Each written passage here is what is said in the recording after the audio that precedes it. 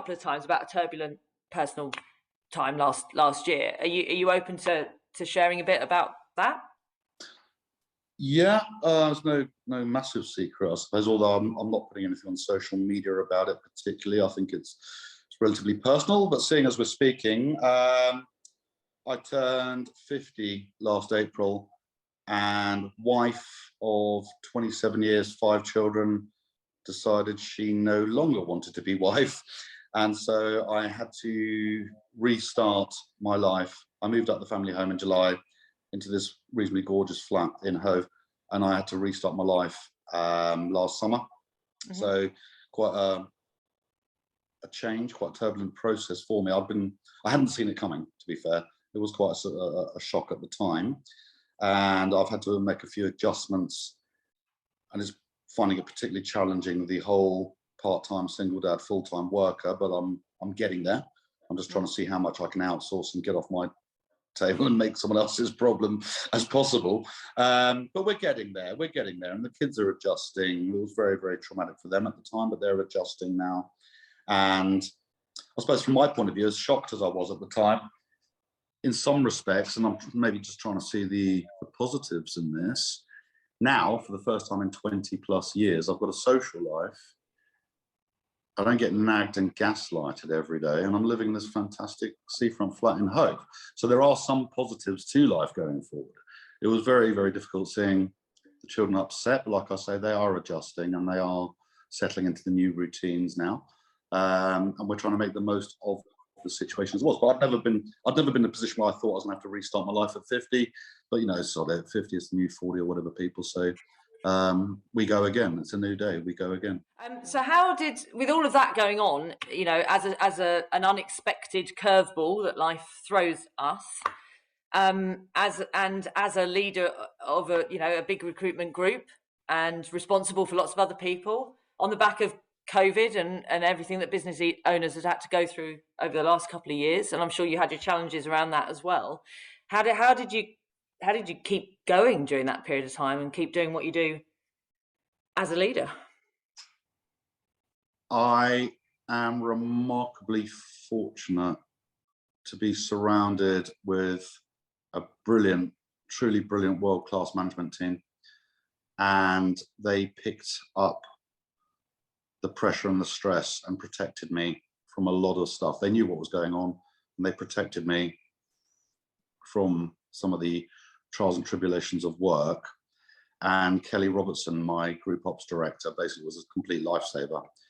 And she really went above and beyond anything that could be expected of a colleague. She's worked with me 23 years now, maybe. She joined as a rookie admin all those years ago, and she's worked her way through now to being group ops director, literally God. And many people say she runs the company and I just sign stuff, and there's probably a hint of truth in that. But she went far above and beyond in helping me sort my life out, find a new flat, negotiate it, blah, blah, blah, blah, blah, and everything in between, to make it easier than it could have been. So that's where I was fortunate. And the foreign offices, they ran themselves with a little interference. Hove office, I got Harley, who stepped up admirably to run the Hove office whilst I was distracted, because I was incredibly distracted for a few months last year until I'd settled everything down again. And so I was just fortunate to have this really great management team around me who could do the heavy lifting and pick things up and protect me, basically. Yeah. And working with them, that's, absolutely concur. They're a fantastic team. And actually, I believe by the end of the year you had your best results ever by the end of a tough year. Yes, we closed the year on a complete high with setting new records in all offices across all desks. I've got people literally billing £250,000 quarters, and then to top it all, a guy in December topped a £250,000 month and a £500,000 quarter, which in our world is incredible performance. And yes, the markets are rampant right now, but that is gifted. That is really world-class recruitment, to be able to score at that level in December, which is a short month anyway. Yeah, so we ended the year on quite a high from a business performance point of view, and like I said, I think I'm pretty much back to normal now, from where I should have been. But it did take a period of adjustment, sorting out the new life, sorting out all the things you would absolutely take for granted in normal family life.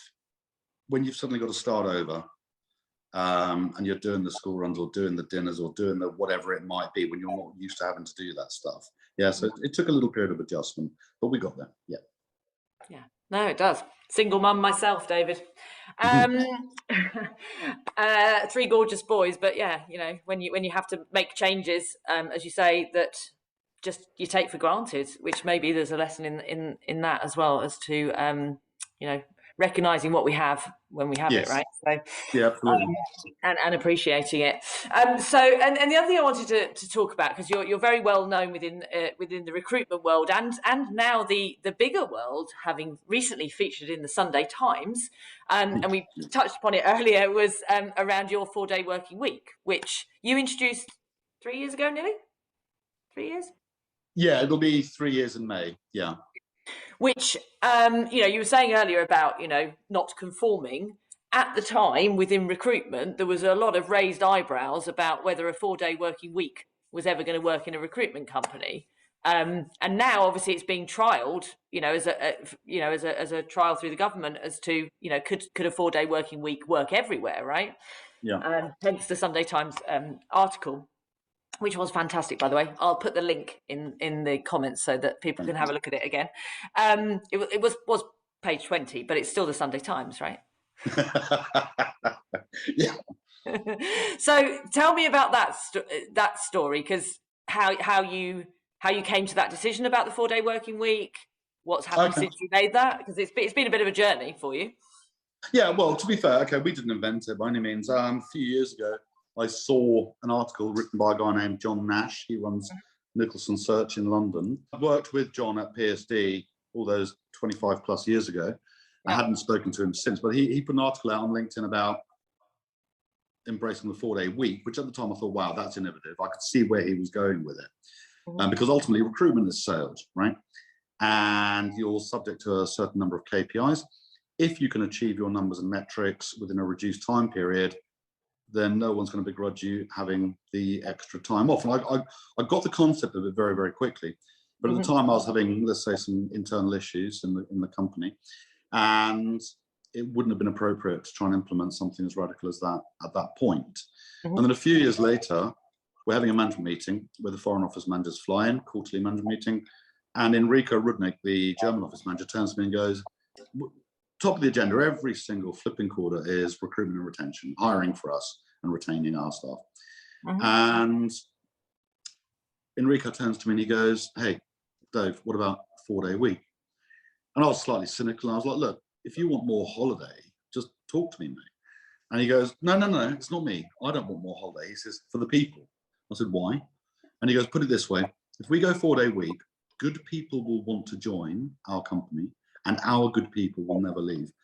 And then I was just like, absolutely right. You've nailed it. That is exactly where we want to go. So I went off and did a ton of research. And this is a concept that's existed in Scandinavia for years now. There's a lot of information out there if you go looking for it. I spoke to John Nash, first time in over 20 years I'd spoken to him. He was incredibly kind and generous with his advice and pointers as to how to implement it, what to watch out for, what to do, what not to do, blah, blah, blah.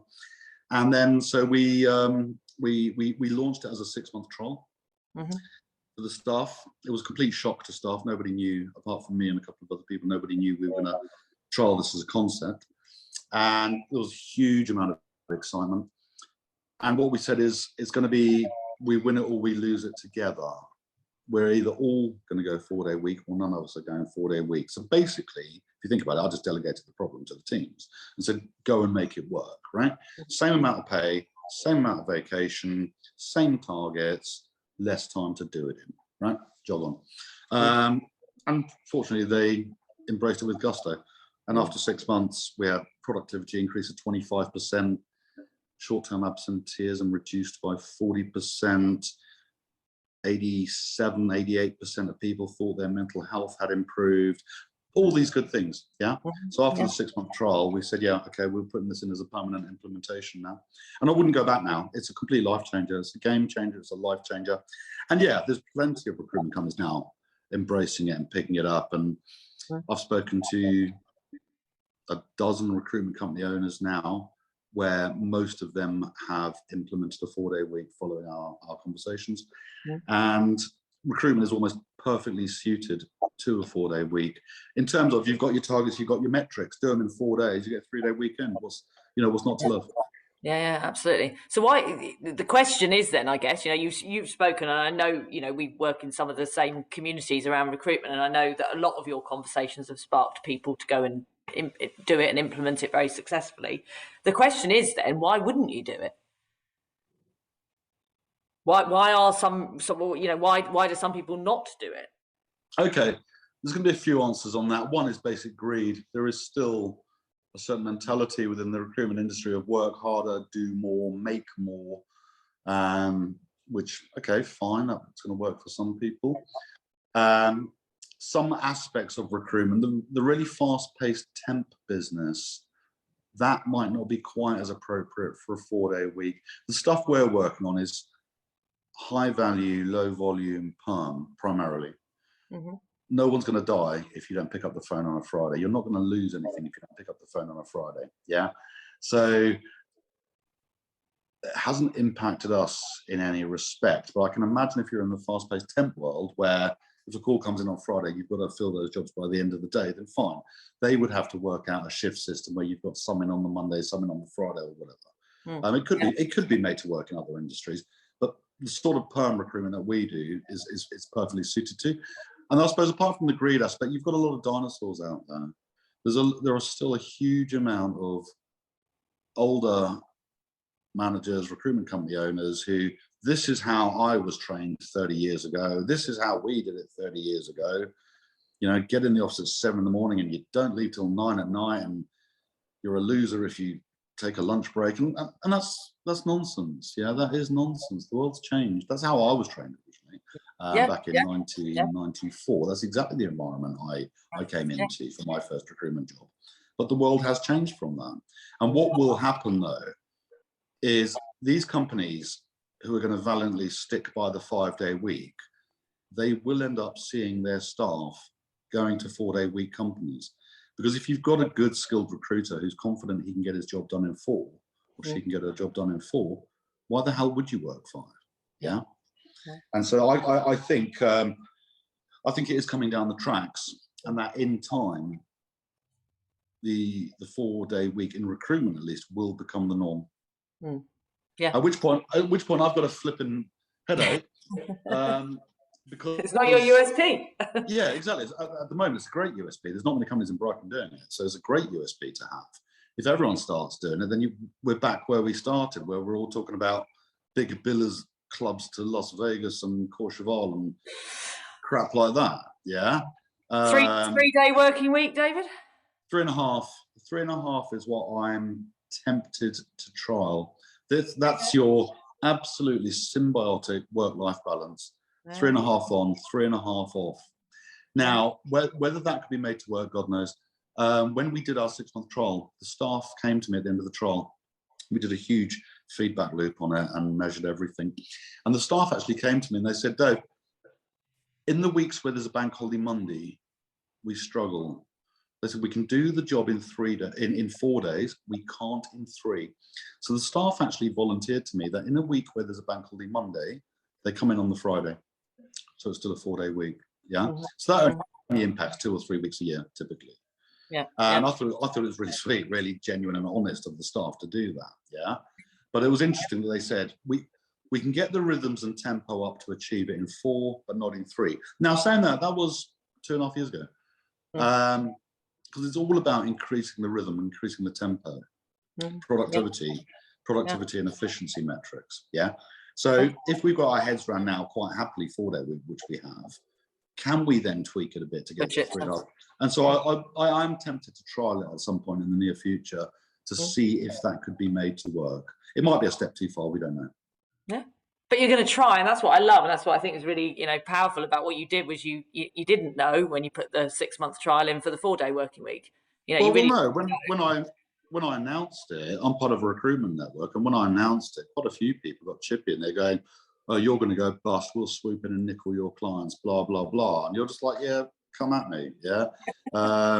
what a nice community to be in. Yeah, And we've just closed our most profitable year. Thank you very much on a flipping 4-day week. All right.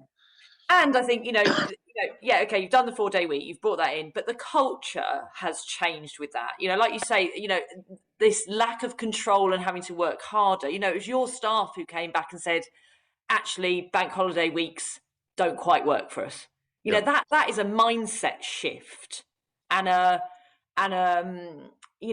result of that trust that you've put in your guys to get the results that they want to get and you want them to get in 4 days, for them to actually come back and go, do you know what, actually we'll come in that Friday.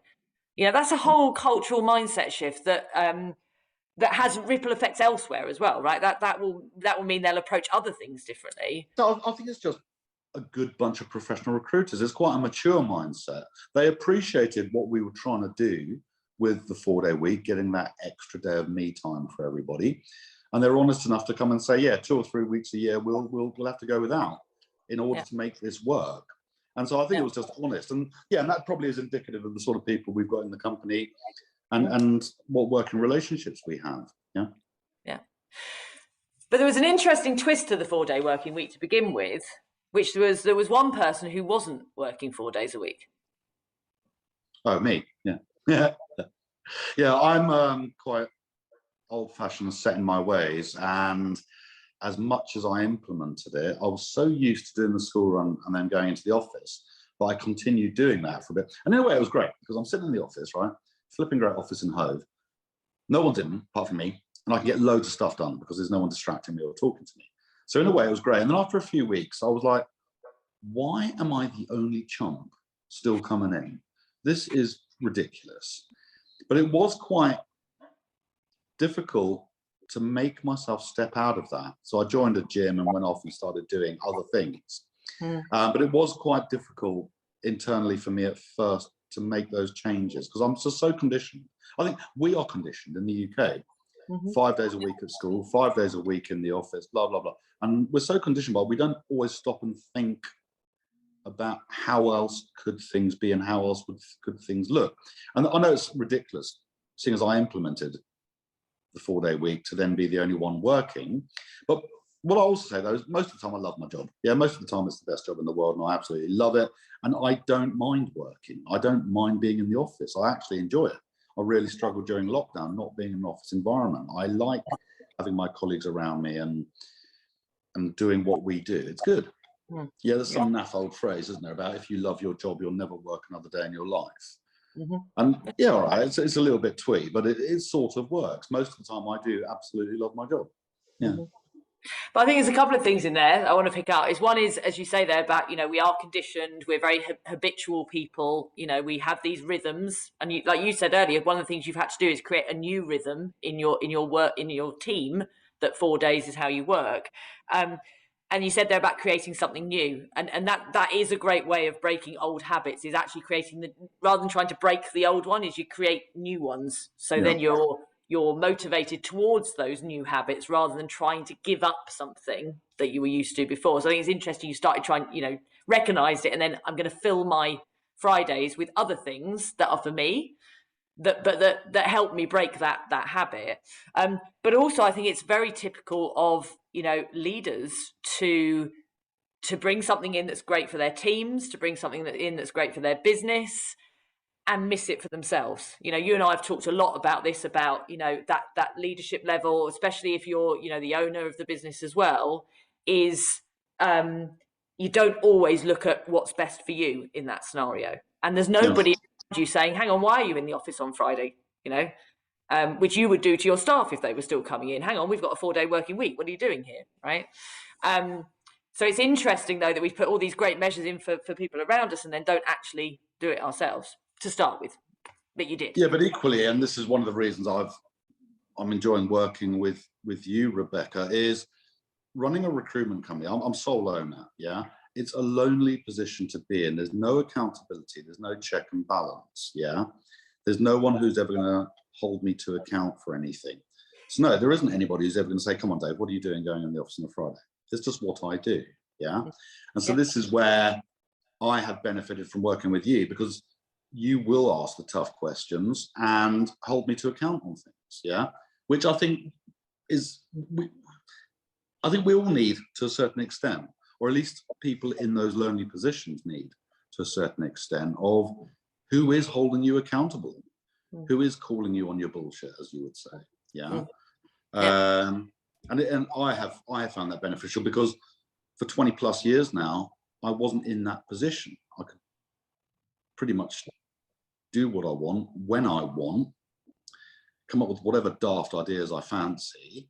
And yes, all right, we do encourage constructive criticism at work, and people are perfectly at liberty to challenge me on anything. Ultimately, not many people do. Yeah. And so this is where it's almost like you do need this impartial third party who is going to ask the difficult questions and hold you to account on stuff. Yeah. Sorry, did I hear that right? You enjoy working with me, David, right? Just so it's on record. Moderately on occasion. Yeah. But it's something that I talked to you about at the beginning. I am going to hold you to account. I am going to call you on your bullshit. And also I think the flip side of that is celebrating the good stuff as well, spotting the bright spots, because we can also be incredibly tough on ourselves when we've got nobody else there to hold us to account is one thing, but actually then for us to say, look, we did this and it's great, and get the feedback, because that's the other thing from it. No, to be fair, I do very much enjoy working with you, although I struggle sometimes when you're asking too many tricky questions in a row. I don't particularly enjoy that too much. One or two now and then's all right, but not too many. The other thing is, in my position, which I think many recruitment company owners are similar with, is you accept the wins and good as being standard, and you're constantly looking for the bad. Because in a way, I see my job as being a bit like a glorified handyman. I look for things to fix. I look for problems to solve. Now, if you have an absolutely record superstar month, you're like, yeah, brilliant, that was good. We were always meant to have that. Where's the next problem for me to go and deal with? And so sometimes you do need to sit back and celebrate your wins without becoming some sort of diva or egomaniac or something. You do need to sometimes sit back and think, yeah, we've done good. I've done good. And we can have a little bit of celebration without becoming a complete nose. Yeah. But that is important. And that's something I think I've been guilty of a lot of times over the years, of you just accept the goods, you accept the wins because that's what's meant to happen. Where's the next bad? And it's actually quite an unattractive mindset when you look at it. Yeah, absolutely. So that's one of the other things, is slowing down and enjoying that, as particularly as a leader, because again, we can kind of bypass ourselves. We can do it for our teams. We can celebrate for them. We can recognise what they've done, and I know you do a lot of that for your teams. But we miss it for ourselves. And as you say, it's and then go and find what else we want to do. But actually, spending a bit of time with the win is really, really good for us. And also, what's in the win? What do we do? Why did we get to that place? Because there's lessons in there. There's bright spots in there that we can then rinse and repeat. And time nicely back into your shirt is be more flamingo, right? That's enjoy it, preen it a bit. Less humility is what we need. Well, this is the thing. I think I read the Jim Collins Good to Great book many years ago, the whole level 5 leadership thing. And his idea is to be a level 5 leader, the top aspect of that is humility. And I think I got a little bit too hung up on the humility aspect. It's the classic British stiff upper lip and don't show any emotion and all the rest of it. And although I very much get where Jim Collins is going with it, I think sometimes there is almost a bit too much humility. And sometimes you need to be able to sit back and reflect and think, you know what? This is a bloody good company, and I've got some really good people, and we're achieving great things. And the recruitment projects we're working on are life-changing in some respects.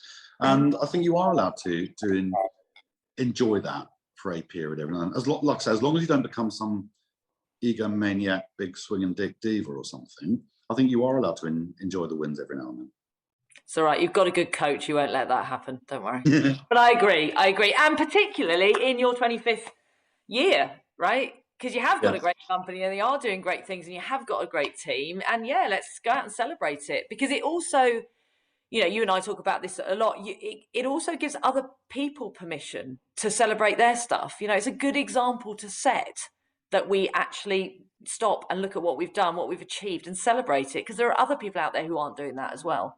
So every time we do it, you know, in your communities, on your social media, it's actually giving other people permission to go, you know what, I'm doing good Yeah. from where I am, you know. And it's not about comparison. You know, social media can bring up lots of unhealthy comparison, issues. But actually, if you can look at someone else and think, wow, they're celebrating their success, I can celebrate mine, then that's really empowering. And it's something that I talk to all my clients about, and try and do myself as well, you know. Yeah.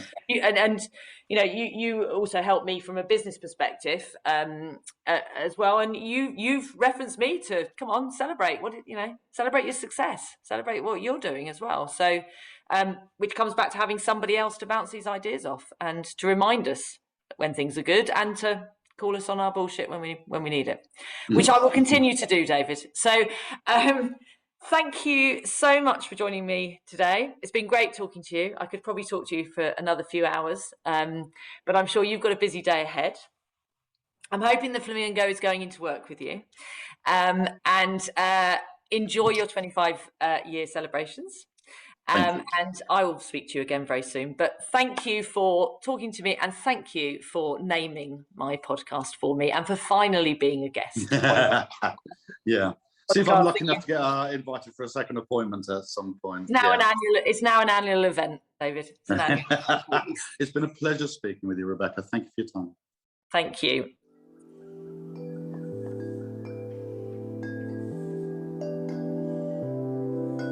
I am a woman, not here to please you. It's time to move on, 'cause my time is now. I am a woman, play by my own rules. I got my 2 feet on, so